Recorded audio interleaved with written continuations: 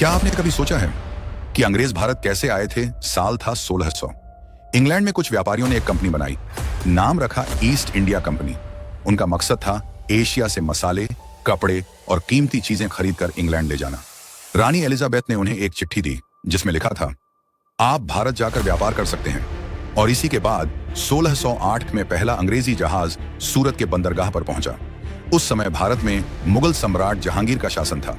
अंग्रेजों ने उनसे विनती की, हमें यहां दुकान खोलने दो। मुगलों ने इजाजत दी और अंग्रेजों ने सूरत, मद्रास, बॉम्बे और कलकत्ता में अपने व्यापारिक केंद्र खोल लिए। शुरू में अंग्रेज बहुत नम्र थे। वो सिर्फ व्यापार करते थे, जैसे मसाले खरीदना, कपड़ा बेचना।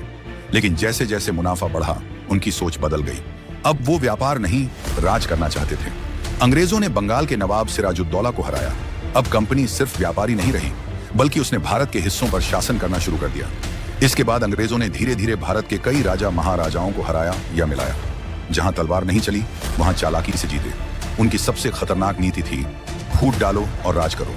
उन्होंने धर्म, जाति, भाषा के नाम पर लोगों को बांट दिया।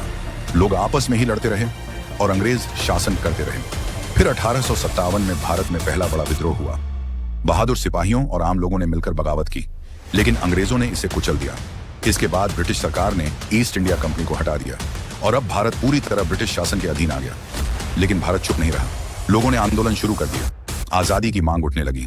महात्मा गांधी, भगत सिंह जैसे लाखों लोग लड़े, जेल गए, जान दी और फिर 15 अगस्त 1947 को भारत आजाद हुआ।